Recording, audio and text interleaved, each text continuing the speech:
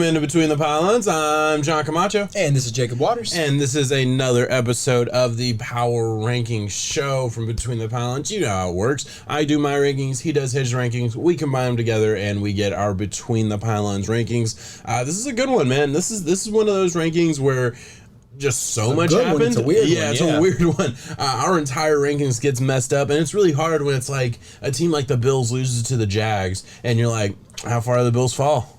I mean, do we do anything with the Jags? Exactly. There's a lot of ways to go with this. What was your thought process going into making these rankings? It was balancing the chaos. It was, I guess there's two different lenses you can look at it. It's any given Sunday, any given team can show up. I mean, all these guys are professional athletes. They're built top to bottom, just ready to go. Mm-hmm. So there's a chance that can happen. Or there's the lens of thinking that certain teams can have a hiccup here, a hiccup there. They are still dominant, and I think that's the one that most people should look at it through because, like we said, the Bills primarily are not going to be putting up 3 points against most opponents. They're going to be demolishing them. They have been doing this. So it was just weird because it happened to so many teams, I guess, so many big teams this week. What was it? We had our top 10 last week. 7 of them lost. Yeah. That's hard to do. That's hard to. So you have a top 10 where 7 lose. One was on bye. A lot of them primarily come from below I guess it was like below 13 teams. You can't just flip the whole thing up head over heels because that's not how that works. Because we still believe that if the Bills and Jags were to play 10 times, I bet the Bills win 8 of those. Yeah, 7, 8, whatever the case may be. It just, any given Sunday, it happened, and this Sunday was one of them. Yeah. And now we got to deal with our rankings because of it. Yeah, man, listen, absolutely wild. And when you look at our rankings, right, you see a lot of really good teams lose. Packers lose without their starting quarterback. They don't get punished too bad. Bucks are on a bye, so they actually jump up on a bye just because that's how it goes. Cardinals win without their starting quarterback. Very impressive. And very impressive win. Shows that this is not all on Kyler Murray, which I'll be honest, I've been saying for a lot of weeks now. I have. It's a big one. I think that's one of those games where, hey, the 49ers, I think, finally showed their colors. Like, I think we came into the season thinking they were going to be a good team. At 3-5, at a certain point, you got to close the door and say, this is just not a good football team right now, for whatever reason. If there's a game that you win, it's against that depleted Cardinals team like it should have been. In the interdivisional matchup that really matters in these rankings whenever it gets towards the end of the year, and we're already kind of getting there now. Yeah. 49ers had to do that one. It's kind of the same pill that I had to swallow last week with my Vikings falling to the Cowboys without Dak and whatnot. It's when you are given the opportunity to beat a good team, regardless of whoever's playing or not, Kyler wasn't there, Dak wasn't there last week, you have to capitalize on it. And not doing it says more about your team than it does the other team. No, I absolutely agree. And listen, 49ers fall. Speaking of your team, they fell one spot. They were winning for 3.5 quarters against the Ravens. Another come from behind. Ravens come back and win that game. They get to jump up on the back of obviously winning a close game and also a lot of teams falling down. The Titans are a huge riser. It feels like we talk about them every week. We do. We can't figure them out, can we? No, we can't. So the reason we dropped him down the week before was because of losing Derrick Henry. I mean, Derrick Henry was the MVP of this team. You take away the MVP of any person's team, and that's the outcome that happens. So both of us said, and you can go back and watch it, we said, depending on how the Titans perform against the Rams, which I wasn't giving them a snowball's chance in hell, and I know a lot of people weren't. Rightfully so. That's okay. Titans showed up. Their defense played lights out. The offense, so that's where I'm going to pump the brakes and still say the offense still didn't look good. They're not able to run the ball. This is a different identity of the Titans, but at the end of the day, being able to grind out a win against what was our number 1 ranked Rams team on our power rankings was impressive, and the results have to reflect that. And moving right along with the theme of teams that fell this week, we mentioned the Bills a little bit, falling to a consensus 3rd worst team in the NFL. They don't fall outside of our top 10. I think both of us agree this is still a really good football team. This is a bump in the road kind of game. We're not going to overreact to that too much. We watch a team like the Cowboys fall. Dak Prescott comes out slow from his first start back after getting hurt. It was an ugly game. It was an ugly game. And then the Bengals, another team that rose inside our top 10 2 weeks ago, fell last week and just got demolished by a Browns team that was dealing with so much adversity off the field. Interesting game. Any thoughts on the battle in Ohio? It was, so I would like to bring in the Odell drama and stuff that goes into that because Baker, I would like to applaud for handling the pressure that he did. And I'm not going to say that he went out there and did anything other than what he was supposed to do, his job, but him doing exactly that and leading an efficient game. It's not like he was throwing the ball left and right, making all these beautiful plays. He did exactly what he's supposed to do in the parameters of that offense, and they got a win. His QBR was efficient. It's not the reason he's going to go out there and win you a game that you shouldn't necessarily, but he's going to keep you in every single game. And when the lights and eyes are watching you, we had my Minnesota Vikings show up to pregame warmups in free Odell shirts. Mm-hmm. Keep in mind that the Browns had already released Odell. There was no free him of anything in this. I guess that they had just already bought those shirts and felt, hey, we paid money, we're going to make the statement here. Because the Browns did justice, I guess, in not holding Odell for ransom like they could have. Like, if I was a general manager of a team, I would have done that, because I'm looking at my assets saying, hey, you were a star player and you're just going to give up on us and say you want out. That's hard to do, because you got to balance it, because that also lets a lot of future free agents look at how you handled that situation. So hopefully that works out for both people. It's okay. And it's okay to say that Odell is better off without the Browns, and the Browns are better off without Odell. And the Browns showed up this week. They got back to exactly what they did. And yeah, they won the Battle of Ohio. And I think it says a lot about the Bengals right now. A lot. They're struggling. When they get down quick, it feels like when things are starting to, I guess the ball's not really bouncing in their favor, adversity in their face, it's hard. Yeah, I think the biggest thing with the Bengals is when you can get to Joe Burrow, they do not perform very well. The offensive line is not great yet. I think it's better than it has been in years past, but it's not to the point where obviously I think Bengals fans and that Bengals organization would like it to be. And it's pretty, the defense is good. Defense is fine. They had a tough loss last week against a team they absolutely should have beaten. And then I think this week, you really see 2 consecutive losses. That's when you start to really, fall down the power rankings for us. Because I think last week I was thinking anyway that it was an aberration, just something that's going to happen. Yeah. After 2 weeks of watching this offense, I'm starting to think that when Joe Burrow is so good at avoiding pressure, and he's so good at getting out of trouble, but at the end of the day, when it's constant, when it's consistent, he's not Superman. He's not going to be able to do it forever. Bengals got to figure out that offensive line a little bit better, maybe not so many deep developing routes down the field, because I know that's what they love to do. They love to strike with the big play. I think they need to figure out, same kind of thing with the Chiefs. They need to figure out how to, find a million different ways to run with the passing game a little bit when the deep routes aren't working, or when the offensive line is not holding up against really good pressure. Browns had really good pressure, and when you can get to the quarterback rushing 4, it's going to make for a long day against the Bengals, or for the Bengals. Excuse me. I think the biggest thing there too that it showed me is that there's just an overall talent discrepancy between the Bengals and the Browns. Mm-hmm. Like you said, the Bengals are still an up-and-coming team, and Joe Burrow can take this team very far, but at the end of the day, he is going to be the sole factor, and can they get over some of these teams who they're just overpowering with talent. They're just too deep. The Browns' offensive line, the Browns' defensive line, their secondary, their weapons, all of those things going against it, where I can point to the Bengals having a few strengths that are good. Yeah. The Browns are a pretty solid team, and there's a lot of solid teams that the Bengals are going to have to go through if they want to, I guess, cement themselves up there as one of these names. And I'd like to point out our TikTok. We had over, I think it was like 8,000 people watch it, 3,000 people vote, and 72% of you said that the Bengals are true Super Bowl contenders.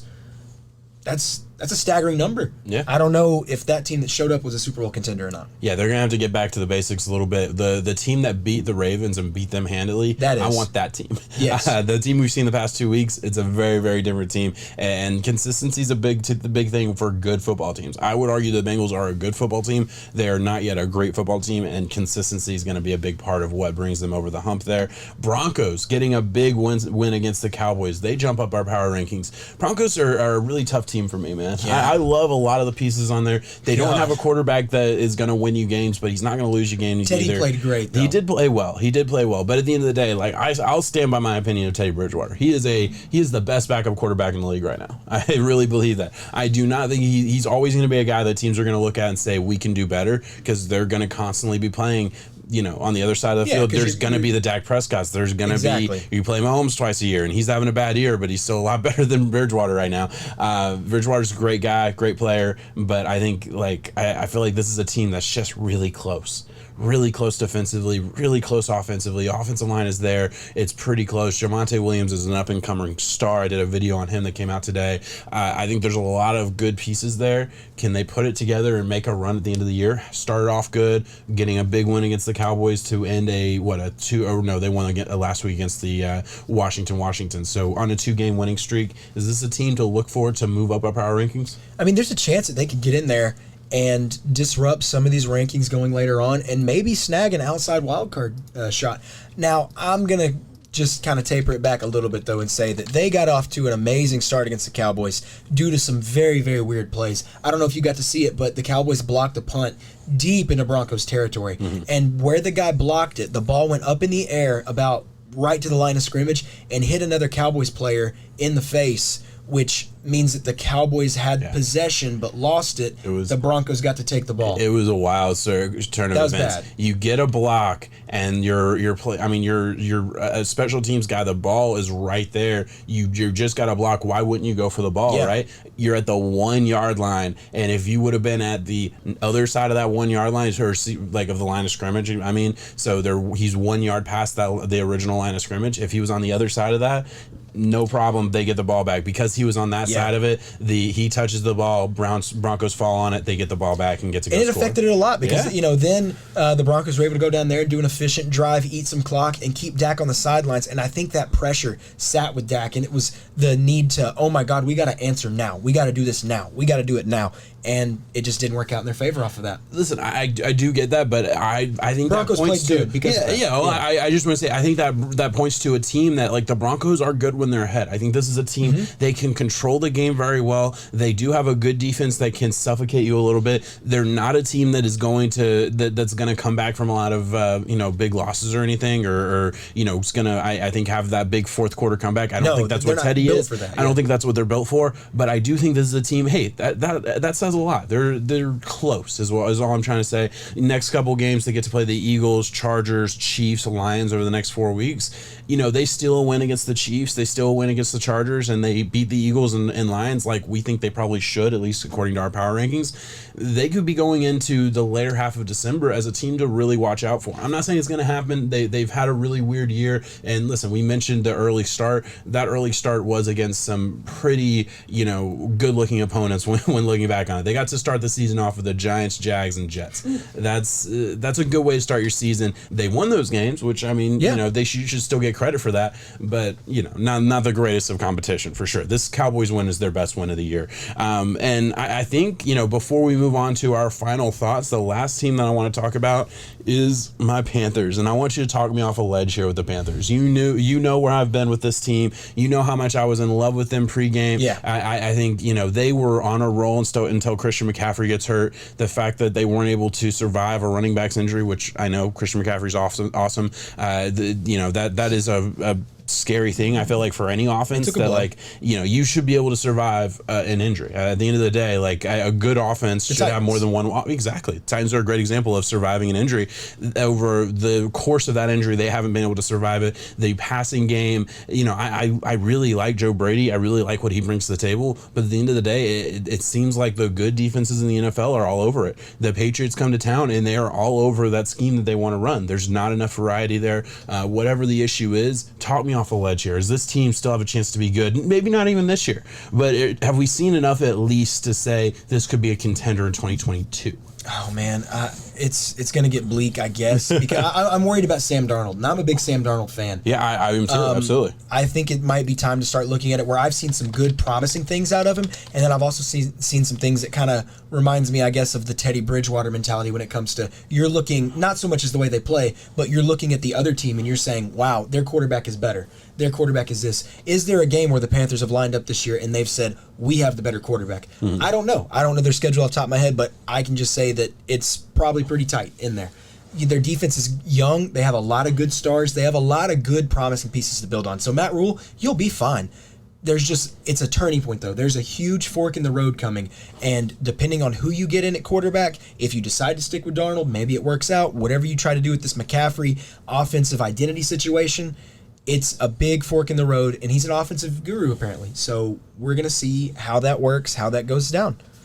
Yeah, man, I listen, I look at this team and I look at it as an offensive issue, and I don't know if it's a Darnold issue. I'm not qualified to say one way or the other, but I look at some of their key losses over the past 4 weeks. They've lost 3 of their past 4 games, 2 of those against the Giants and the Patriots, right? Which I would argue, apples to apples, they're just as talented as both those teams, but they get blown out by both, put up a total of 9 points in those 2 games combined. Got to do better than that. And I believe a lot of that has to do with the fact fact that the Giants, head coach Joe Judge, and then obviously Bill Belichick, very good at breaking down a defense, very good at figuring out what tendencies are. And if you are a simple offense, these are the types of teams that are going to take advantage of that from a schematic standpoint. I know the Giants aren't a great football team. I do believe they're very well coached, so that's kind of my argument there, that sometimes X's and O's takes over for Jimmy's and Joe's. And then the Patriots, they're, I think, an average talent-wise team with an amazing X's and O's coach. So I think that's a big signal to me, at least, just reading between the tea leaves there. I look at that as something to look forward to at the end of the year. Is Joe Brady going to be out? Obviously I was very high on him at the end of the year. I'm not trying to completely jump ship on that, but there needs to be an evolution of that offense. I really believe that's where we're at right now. I get that. All right, hey, let's close it out as we do every single week, looking forward to our favorite matchups in Week 10. All right, so when we look at this week, we both looked at this schedule, and it just seemed like there was one thing that really stood out to us. So we're going to kind of share our answer here, and I'll let you take it over with what we're going to be talking about. I think we have to acknowledge the competitiveness of the AFC West division right now. We have the Chiefs sitting at 5-4, the Raiders at 5-3. Keep in mind they play each other on Sunday night.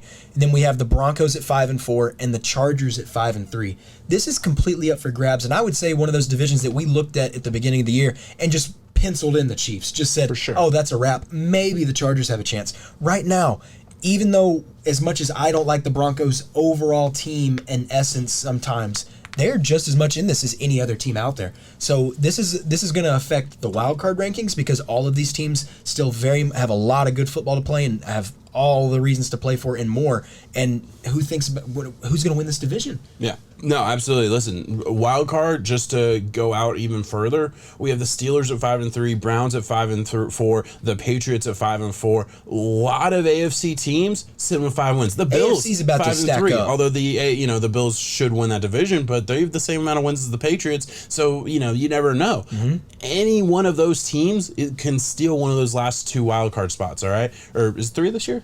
4 division winners with 3 wild cards. Okay, 3 wild card spots. Either way, a lot of wild card spots up for grabs. A lot of big games this week, but sticking with that AFC West, Chiefs play the Raiders, like you said, on Sunday night. Look, the Raiders have stolen some wins from the Chiefs over the past couple years now, so I know that this Raiders football team knows how to beat the Chiefs, and the Chiefs are worse than they've been over the past couple years, so this could be one of those games where the Raiders win this. It wouldn't surprise me a bit. Derek Carr has to play a lot better than he did this past week. Derek Carr throwing 2 interceptions, really throwing that game away against I don't even remember who they played anymore, but he's got to play better. Mahomes has definitely let us down this year. If you're a Mahomes fan, or if you bet on him to win the MVP, that ain't happening.